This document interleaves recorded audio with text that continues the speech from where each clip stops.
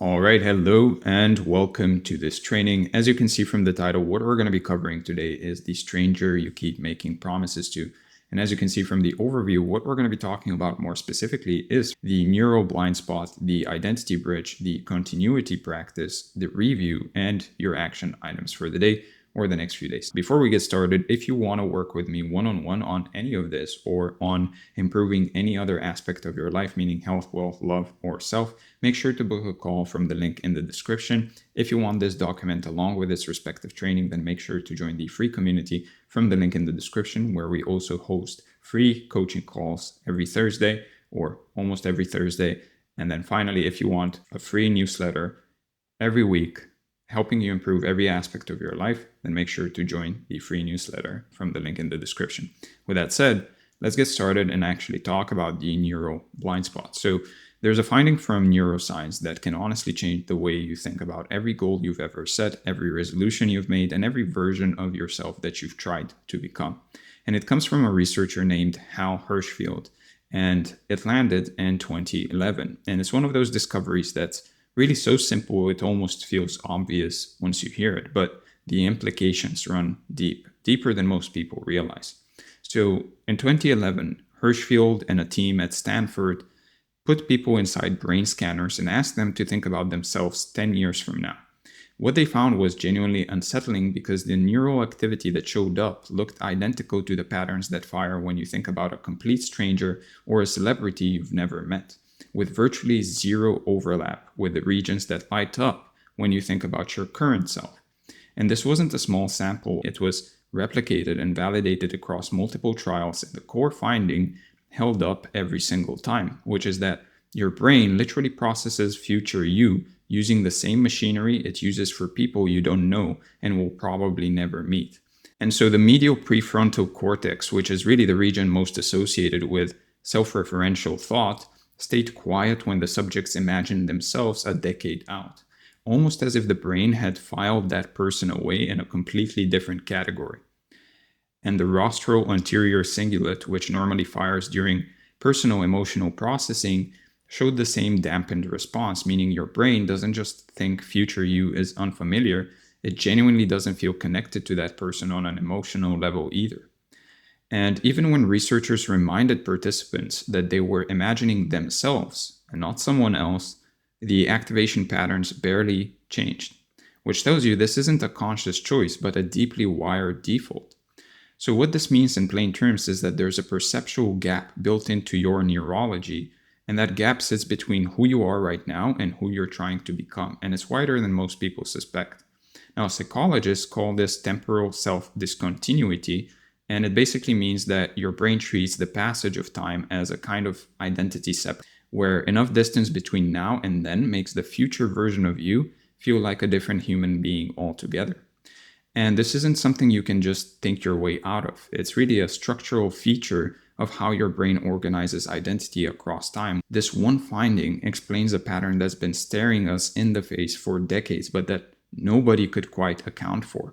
So the statistic that gets thrown around is that 92% of New Year's resolutions fail within 60 days. And while you can debate the exact number, the trend is really undeniable, and it cuts across every domain of life, from health to finances to relationships to personal growth.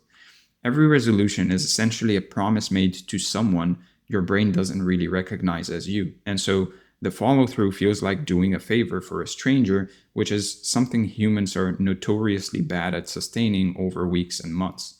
That's why the first 2 weeks of any new habit feel manageable. But by week 6, the motivation has completely evaporated.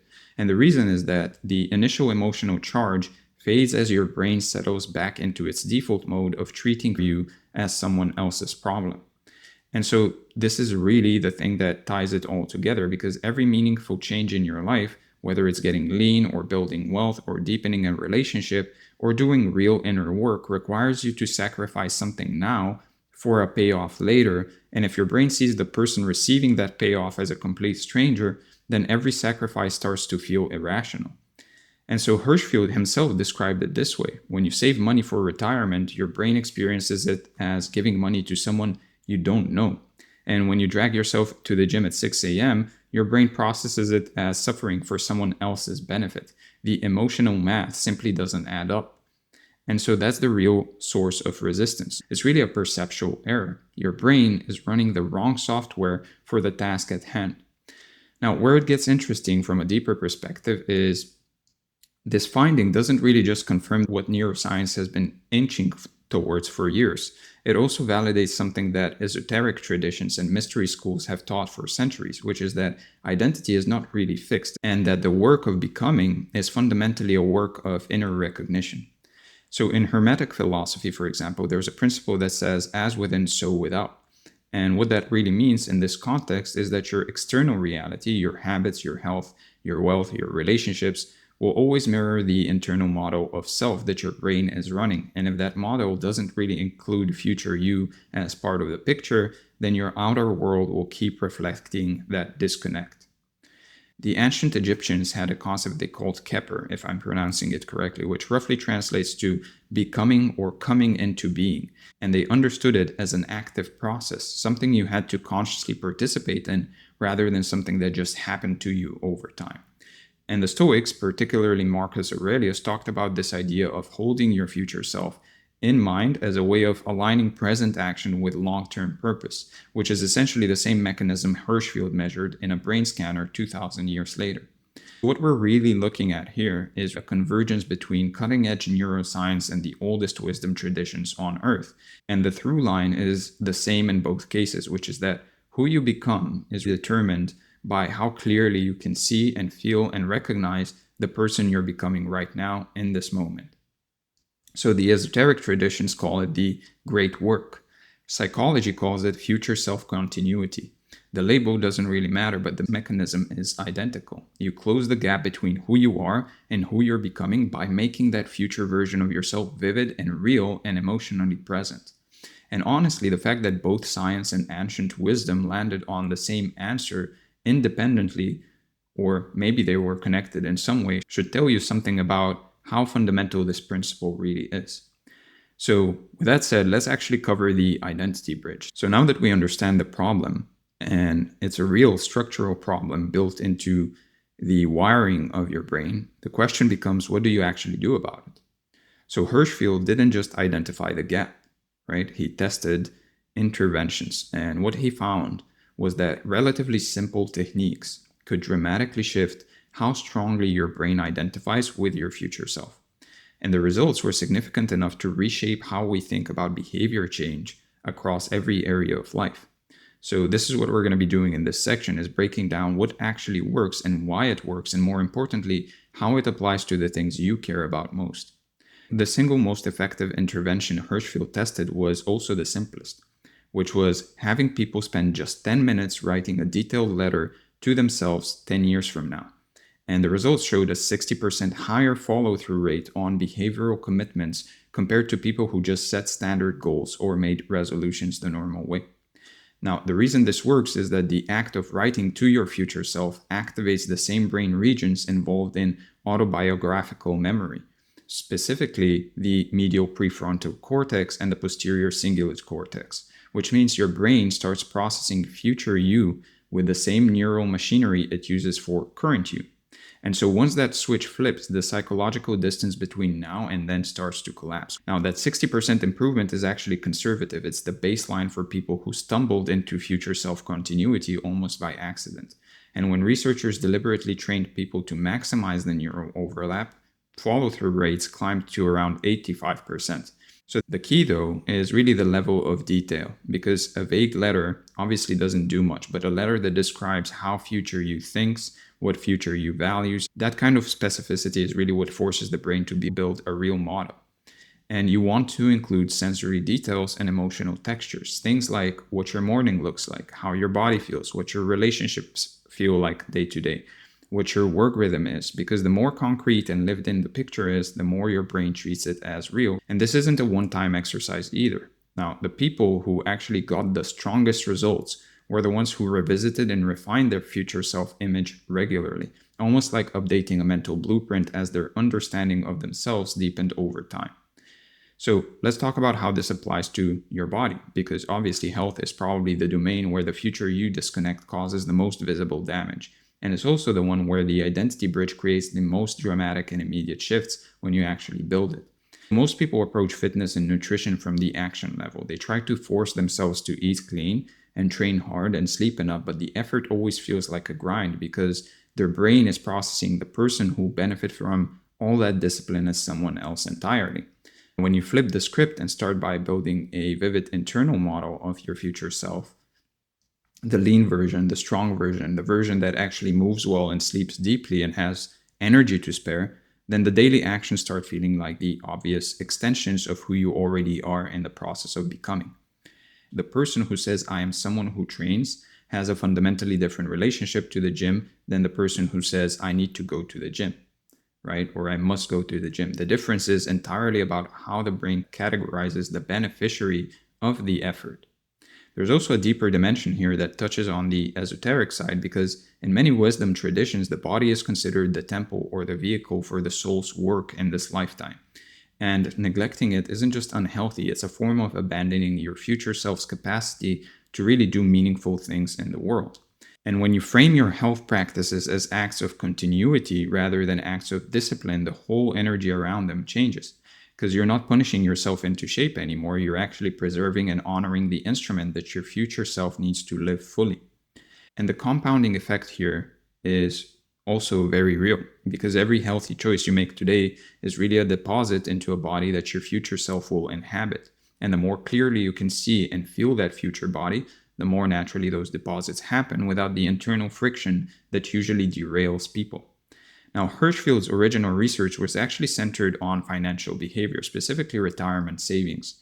And what he found there was just as striking as the broader behavioral findings, which is that people who felt a strong sense of continuity with their future selves saved significantly more money than the people who didn't, even when income levels and financial literacy were held constant. And the reason most people undersave and overspend isn't always just ignorance or irresponsibility. It's really the neural disconnect we've been talking about. Putting money away for retirement literally feels like handing cash to a stranger, and your brain resists that in the same way it would resist giving money to someone you don't know on the street. But once you build that identity bridge and your brain starts recognizing future you as actually you, the calculus flips entirely. And saving becomes essentially an act of self-preservation rather than self-denial, which is fundamentally a different emotional experience, even though the external action looks identical. This also extends beyond just saving, right? It applies to how you invest, how you spend, how you think about building assets and income streams and financial independence. All of those decisions become clearer and more consistent when you can feel the person on the other end of the timeline as yourself.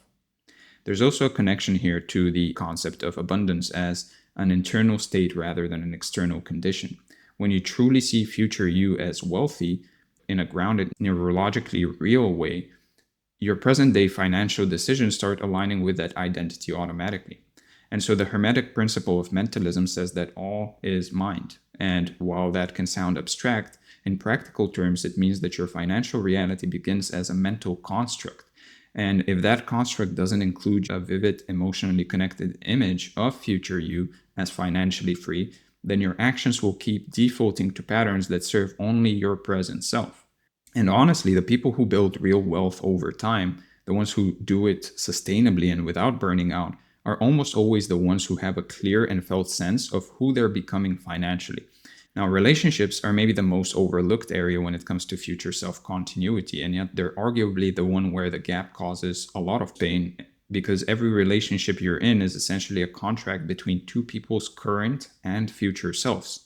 And if either person can see or feel their future self clearly, well, the relationship is always going to carry an undercurrent of uncertainty. So real commitment in a relationship isn't just saying, I'll be here, right? It's your brain genuinely believing that the person who will be here in 10 years is still you. And when that neural connection is weak, commitment feels like a cage rather than a choice, which is why so many people sabotage good relationships for reasons that they can't fully articulate. And when both partners have strong future continuity, the relationship gains a kind of gravitational stability that doesn't depend on romance alone. You're both investing in a shared future that feels real and tangible and worth protecting. The growth dimension matters as well, because a relationship where both people are actively building and refining their future self-image is really a relationship that evolves and deepens, and that evolution is what keeps the connection alive over years and decades. There's also the relationship you have with yourself, which is honestly the foundation of everything else, your mindset. And the esoteric traditions have always taught that self-knowledge is really the beginning of all real wisdom. And what Hirschfield's research adds to that is really the neuroscience of why. Knowing yourself isn't just about understanding your current patterns and preferences. It's more so about building a living, breathing, emotionally connected model of who you're actually becoming. So the inner work is essentially the practice of strengthening the bridge between your current and future identity. The people who do this work consistently are really the ones who find out that their outer lives start aligning with their inner vision in ways that feel almost effortless. And that alignment, that feeling of coherence between who you are now and who you're becoming, is really what the ancient traditions meant by wholeness. It's continuity. It's the felt sense that your life is moving in one direction towards one integrated self, rather than being fragmented across disconnected versions of you scattered along the timeline. So with that said, how do we make this practical? Well, let's cover the continuity practice. So we've covered the science, we've covered how it shows up across health, wealth, love, and the inner life, or the connection with yourself. Now let's talk about the actual practice. What do you do concretely to close the gap between current you and future you and make that neural bridge strong enough that the behavior change stops feeling like a fight? Well, the good news is that the techniques are really straightforward. The hard part isn't the complexity, it's rather the consistency. And the reason consistency matters here is that you're essentially retraining a default pattern in your brain that's been running unchecked your entire life. So we need to start with the letter exercise that Hirschfield used in his original research, because it remains the single most validated tool for increasing future self-continuity, and the protocol is pretty simple. Set aside 10 to 15 minutes, sit down, and write a letter to yourself 10 years from now, and make it as detailed and specific and emotionally honest as you possibly can. Now, don't just write about what you want to achieve. Write about how your future self thinks, what your daily rhythm looks like, how your body feels when you wake up, and what your relationships feel like, and what kind of work you're doing and how it makes you feel. And include the physical and the emotional. What does your morning coffee taste like in the future kitchen? What does it feel like to look in the mirror and see someone who followed through? The more sensory and grounded the details are, the more your medial prefrontal cortex treats this as autobiographical. And also don't hold back on the emotional dimension. Let yourself feel the gratitude, the pride, the relief, the quiet satisfaction of being someone who actually did the work. And do this once a week at minimum. And ideally revisit and refine the letter every few days, because the neural bridge isn't something you build once and forget about. It's something that you need to maintain and strengthen through repetition, the same way you'd maintain any other skill or capacity. And as your understanding of yourself evolves, your letter should evolve too.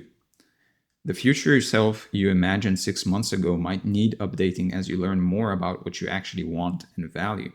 And updating is also part of the practice as well, right?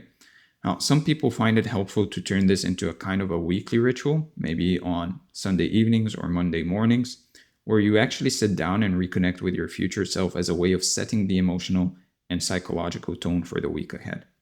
Now, some of our clients consider this one of the most transformative things they've done for themselves. So if you want any help doing this one-on-one, then make sure to book a call from the link in the description. This is just one of many things that we do to help you shift your identity to the one that you actually want and more. Now, with that said, let's cover the next exercise here, which is visualization. This is more so about deliberately activating the neural circuits that process self-identity and then pointing them towards your future self, which is exactly what the brain scanner studies measured and exactly what produces the measurable shifts in behavior. So you need to spend 3 to 5 minutes each morning, ideally before you check your phone, sitting quietly with your eyes closed and vividly imagining yourself as future you. And you need to see yourself moving through a day in that future life. And you need to feel the emotions, and you need to notice the details. And keep it grounded and realistic. You're not imagining a fantasy here, right? You're imagining a plausible, earned version of yourself that you're actively building towards if you stay consistent. The brain responds to plausibility. And the more realistic the visualization is, the stronger the neural overlap becomes. And then, as you move through your day, try to stack small moments of reconnection on top of that morning session. Meaning, before a meal, before a workout, before a financial decision, before a conversation with someone you love, take 2 seconds to actually reconnect with the future self who benefits from what you're about to do. And from an esoteric perspective, this practice is essentially what the Neville Goddard tradition calls living in the end, which is the discipline of occupying the feeling state of your desired outcome before it has materialized. The neuroscience now confirms that the mechanism is actually real and measurable. So Goddard's core teaching, paraphrased, was that the feeling is the secret, not the thought or the affirmation, but rather the feeling. And what Hirschfield's research shows is that emotion is indeed the critical variable, the thing that determines whether your brain files future you under self or stranger. So, in a very real sense, the contemplatives and the mystics were doing neuroscience before neuroscience existed. They just described the mechanism in different language. The practice is basically the same. Make the future feel present, make the distant feel close, and make the becoming feel like being. Now, the third and final practice is what I call identity alignment. And it's about systematically bringing your daily choices and environments and inputs into coherence with the future self you're building, so that every part of your life is quietly reinforcing the same neural bridge rather than undermining it. Now, your environment is constantly sending signals to your brain about who you are.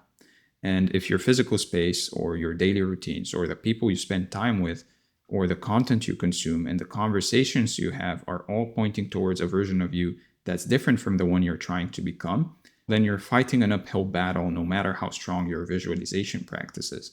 So you need to start by auditing your environment for identity cues. Does your workspace look like the workspace of the person you're becoming?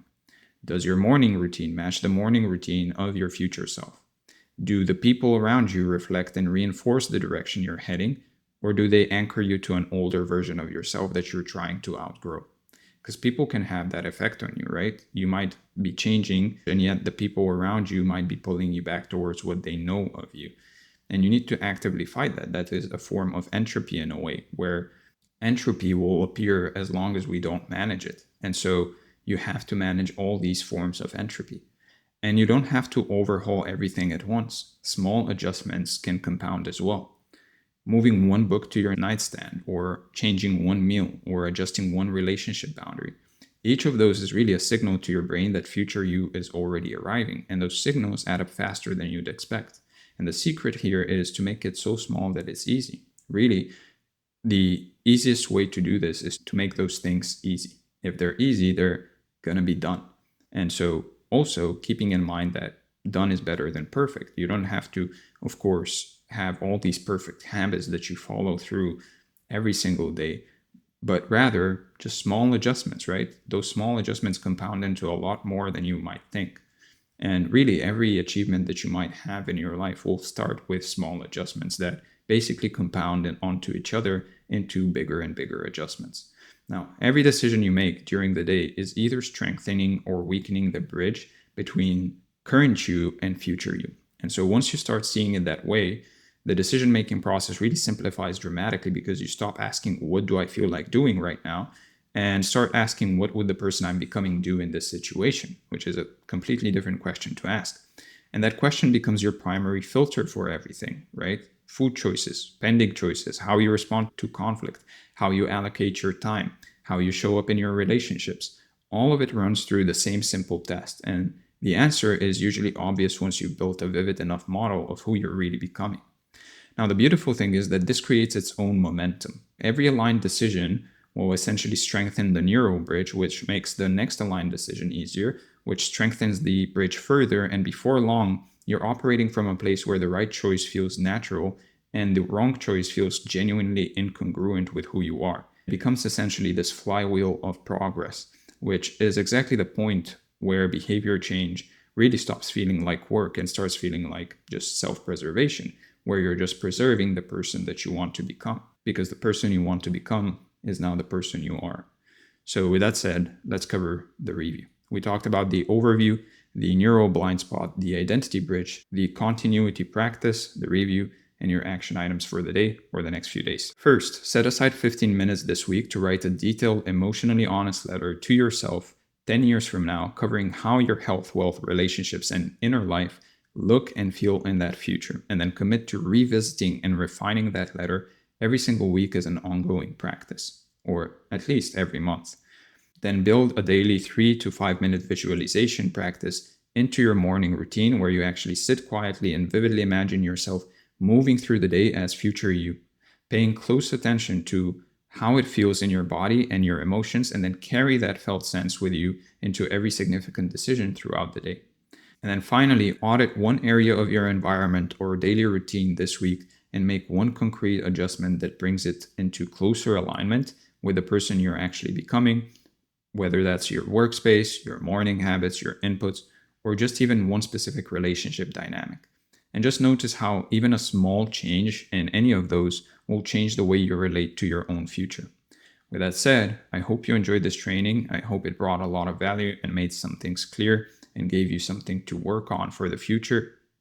And with that said, if you want help working on any of this, then make sure to book a call from the link in the description and we can work one-on-one together on this. If you want this document along with this training, make sure you join the free community from the link in the description. If you want weekly newsletters helping you improve every aspect of your life, then make sure to join the free newsletter, again, from the link in the description. With that said, thank you for being here. Thank you for watching, and I'll see you in the next one.